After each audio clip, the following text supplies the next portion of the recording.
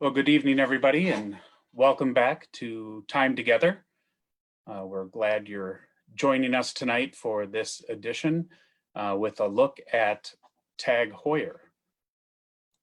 For those of you joining for the first time, be sure to like our Facebook page and keep our weekly watch events updated on your screen. We do these every Thursday. We've taken a little hiatus, but we're back now.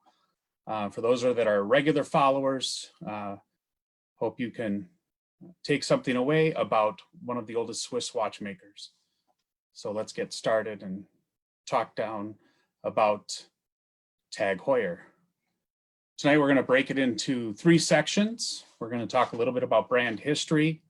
We're going to talk about some of the current watch families offered by Tag Heuer, and we'll talk about some of our favorite pieces. And then at the end, we'll save some time to discuss some of your favorite pieces and ask any questions that you might have. We also have on our e-blast that we sent out a Zoom if you want to join the conversation at the end here as well. So, Tag Heuer. Let's take a peek at the history of the brand. So like many historic Swiss watchmakers, Heuer was founded by a young entrepreneur in a small watch shop in the year of 1860. Edward Heuer started his work and was working on pocket watches. By 1869, Edward filed for his first patent, a crown winding system, because at the time key winding was very prevalent, and this made the watch easier to operate with no more key to keep track of. So even from an early age, Heuer was fixed on making things as accurately as he could, something that he would become known on down the road. During the early 20th century, modern technology presented a demand for more exacting timekeeping. During World War I, artillery was timed to make sure troops could move when the guns were being reloaded. So as you can imagine, timing was very important. Early auto racing relied on stopwatches for accuracy. Heuer developed a chronograph that was accurate to 1/5 of a second. And 10 years later, they were able to make it accurate to 1/50th of a second with a stopwatch called the micro split. Heuer entered the automotive area with clocks meant to be installed on the dashboards of cars and airplanes. A single movement can control the local time in the second register, which would keep track of a trip time, helpful for measuring wear and tear on engines.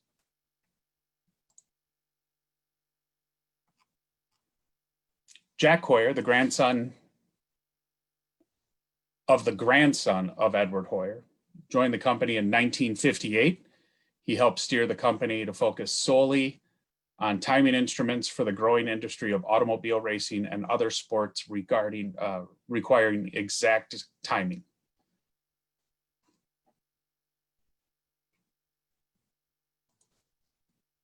In 1960, Tag celebrates its 100th year in business by releasing the Game Master, a redesigned pocket watch with super legible displays and an exacting hand-wound chronograph movement.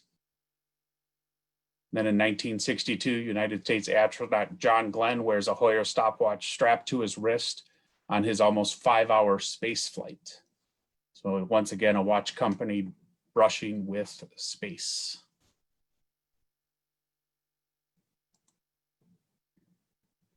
In 1971, Jack Heuer partners with Team Ferrari, making Heuer the first non-automotive sponsor to appear on a Formula One car. This partnership would lead Heuer to be the official timing provider for the F1 circuit, as well as the developmental of several watch references, including the entire Formula One family, which we'll talk a little bit more about later. 1969, the first automatic chronograph was developed by a team of Swiss watchmaking firms led by Heuer. The automatic movement was proudly shown off by having the winding crown, which Heuer helped develop, placed on the 9 o'clock side to show that it did not need to be wound. Kids today would call that a flex. The same year, Hollywood's actor Steve McQueen wore a Heuer Monaco in the film Le Mans. Not only did it bring the manufacturer to the spotlight, it launched a relationship of Heuer and McQueen that is still active to this day.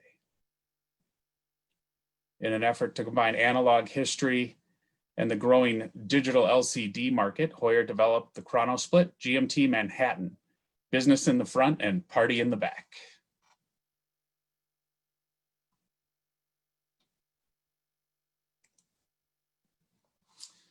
In 1985, a merger occurred between Heuer and a company called Tag, which is Techniques Avant-Garde.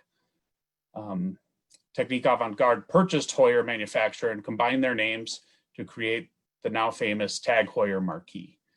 Before investing in Heuer, Tag Group was involved in brokerage of bombardier jets and high output automotive engines.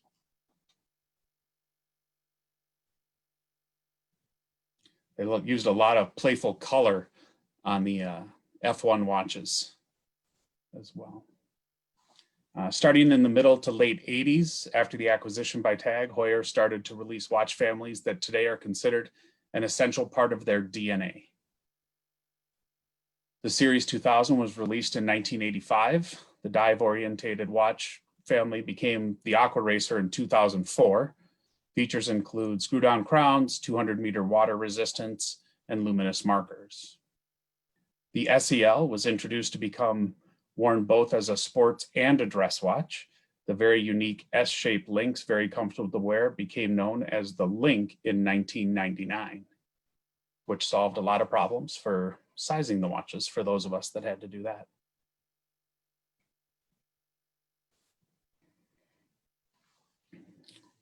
So now we're going to talk about some of the current watch families, things that you can see and touch and feel in the store that is now reopened, regular hours during the week, and taking all sorts of precautions to keep it safe for you. So just stop on by and let us help you out.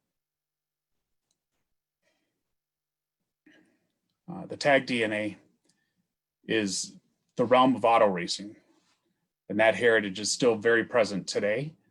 We'll go over 6 of the main families of the current catalog and then wrap up with some exceptional pieces that we like.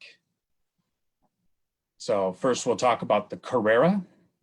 Tag describes that as where legacy meets luxury. Introduced as a very clean chronograph wristwatch in 1963.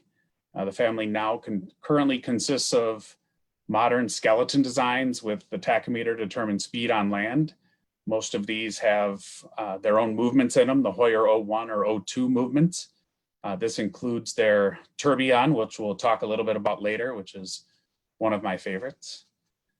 They do a more classic steel on steel 3-hand watch and chronographs with fixed tachometer bezels as well. And then very classic steel on leather in both versions, which gives it a little bit of a dressier feel. You can see here. The Octavia is a rooted in history. And this piece was introduced as a car/airplane clock in 1933, reintroduced as a wristwatch in 62. And the chronometer certified 3-hand watches, both on steel and leather, and steel on steel, are available today. They also do a chronograph version of the Octavia as well. The Aquaracer, which Tag describes, a bold timekeeping instrument. This is introduced as the 2000 series was faded away in 2004. This now consists of both steel and ceramic bezels, 3-hand and chronograph watches. They do rubber straps, they do steel bracelets, some leather straps are available for these as well. Screw down crowns really give it a nice feel, and you can wear it pretty much doing anything you would like.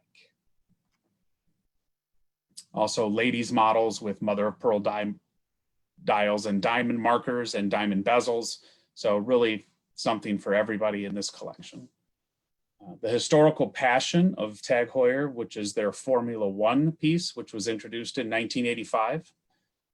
The model after the watch is worn by the Ferrari F1 team after the partnership in 1971.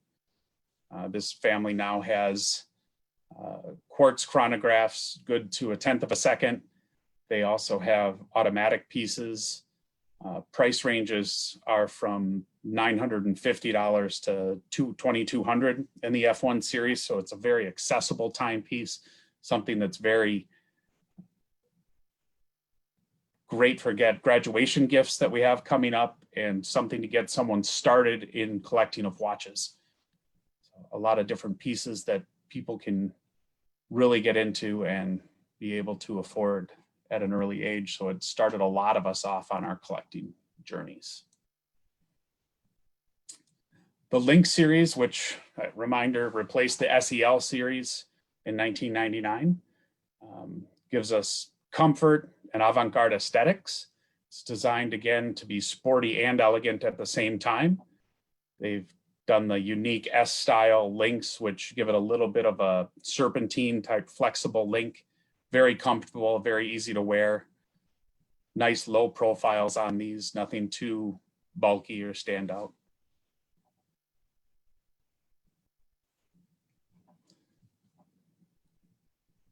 The Monaco, looking back to Steve McQueen inspired piece as well. Introduced in 1969 in the film Le Mans, Steve McQueen wore it. The picture you see here is the Gulf, which is the orange and blue and black version. Really a fun piece with a lot of color. It's a great weekend watch, something to wear and have it stand out. Signature square case. They do the crown on either side. They do blue dial, black dial, a couple anniversary pieces that were introduced this year. And they do both the 39mm case and a 37mm case as well. And now we'll talk about a few of the favorites out there. JB Hudson is a very strong partner with Tag Heuer. Very excited to see what they have coming up this year. As everybody knows, things have been pushed back a little bit, but we're looking forward to see what they will bring to us and what kind of changes they will offer. Here's a few of the favorites that we have. First up is the ceramic bezel Aquaracer.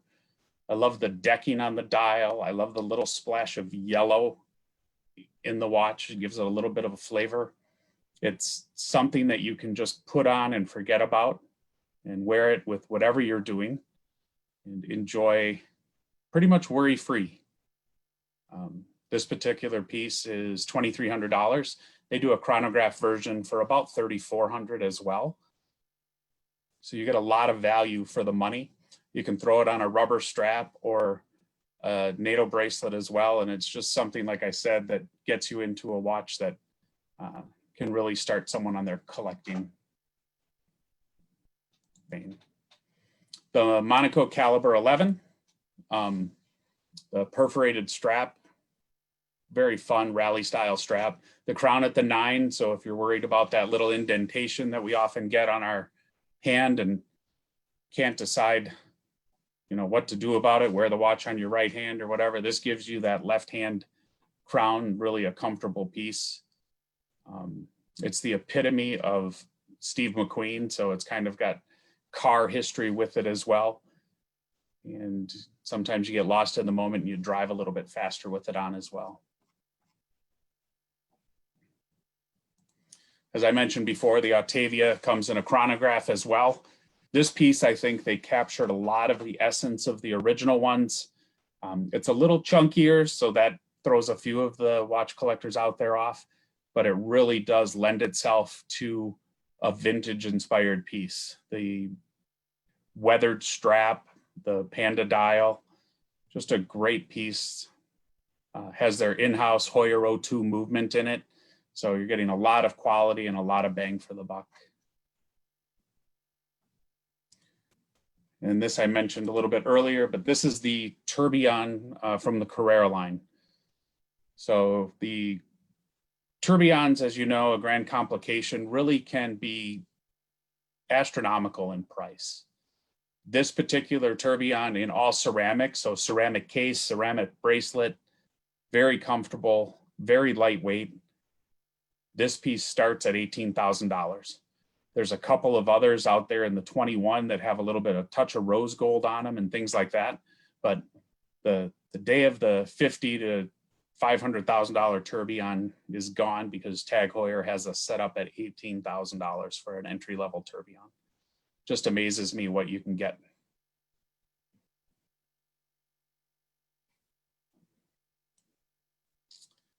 So I saw a couple of things come through on the chat. I'm going to take a look at those. Are there any questions on Facebook?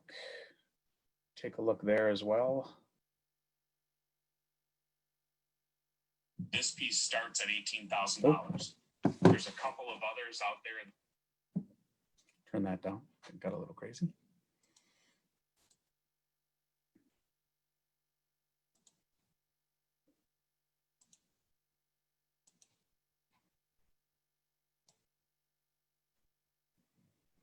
Doesn't look like we have any questions tonight, but wanted to take a moment and thank you for coming along and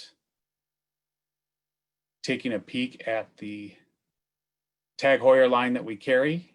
Stop in the store and see it at your leisure. Sign up for our events that are coming up in the near future. Next Tuesday, we have the Vintage View with Kimberly. And then Thursday, we will have Grand Seiko along with us for time together. Have a great night and hope to see you back soon.